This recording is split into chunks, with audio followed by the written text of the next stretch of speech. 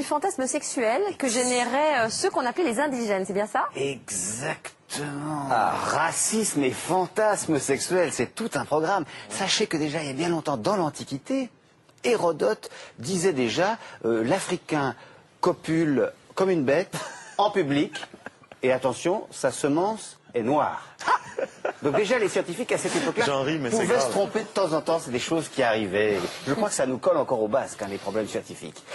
1789, Afrique du Sud, naît celle qui va être la Vénus hottentote, Sotché. Elle est Buchiman, c'est une femme noire. Ses parents meurent quand elle est toute petite, elle est esclave. Elle a un physique très particulier. Elle a une hypertrophie des hanches et des fesses, et elle a ce qu'on appelle un tablier génital. C'est-à-dire que ses petites lèvres sur son sexe, en fait, sont énormes.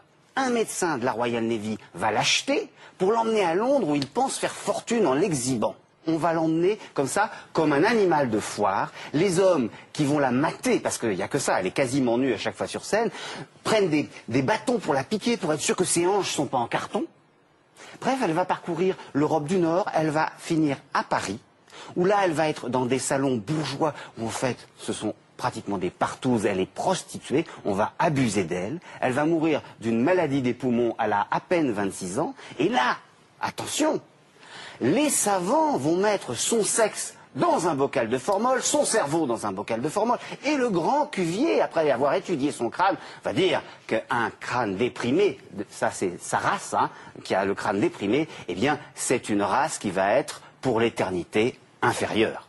Et puis après, on trouve comme idée aussi que le petit blanc ici qui gagne pas un rond, eh bien qu'il aille gagner sa vie dans les colonies, de l'or dans les colonies. Et là-bas, les femmes sont, entre guillemets, faciles. Vous voyez, elles sont simples, il faut les civiliser, ces femmes primitives. Et alors, quand on parlait tout à l'heure de comment le racisme, au sens le plus simple du terme, a pu être véhiculé. Regardez ces cartes postales toutes simples qu'on postait. On postait un timbre. Imaginez une femme berrichonne en 1900. Imaginez-la nue chez elle. Imaginez-la prise en photo, eh bien c'était une photo pornographique qu'on mettait dans la veste, qu'on cachait. Ça, ce sont des cartes postales. Alors, c'est tout simple, hein. C'est une femme mauresque et une femme kabyle qui sont dans leur intérieur. Vous voyez, alors elles sont dépoitraillées.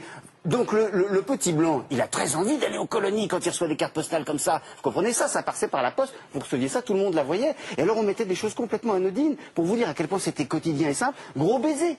Tout simplement. Et on les prenait en photo et on les mettait en scène. On les mettait complètement en scène. Alors, les choses vont évoluer après la Première Guerre mondiale grâce à une femme extraordinaire, Joséphine Baker. Elle arrive des États-Unis, elle est toute jeune et elle va prendre justement les archétypes du racisme, elle va complètement les chambouler. Parce que oui, elle va danser quasi nue, avec une ceinture de banane. Elle va danser entre guillemets, comme les Noirs soi-disant dansent comme des singes. Elle va se réapproprier les idées reçues, voilà, elle va faire du business. Elle va se réapproprier toutes les idées reçues. Ouais. Et surtout, elle a un tel talent, un tel génie humain qu'elle va complètement emmener les gens de l'autre côté du miroir. Je finis alors avec une petite note d'humour. Sachez qu'au début du XXe siècle, on pouvait avoir ce genre de service de table chez soi, et c'est une manière agréable de broyer du noir. Donc vous pouvez manger vos œufs mayonnaise tranquillement dans cette petite assiette charmante. Voilà. Merci Pascal. Enfin, on est là pour briser les idées reçues. Absolument. Et pas les assiettes. Merci Pascal. Sophie Cadalen, certaines personnes ont, on va dire, la libido exotique. Comment interpréter le fait qu'une femme, par exemple, n'aime que des hommes noirs? Alors là, je crois qu'il faut pousser justement les idées de racisme. Pourquoi est-ce qu'on aime plutôt les blonds? Pourquoi est-ce qu'on aime plutôt les bruns, les petits, les grands? Pourquoi est-ce qu'on aime certains accents?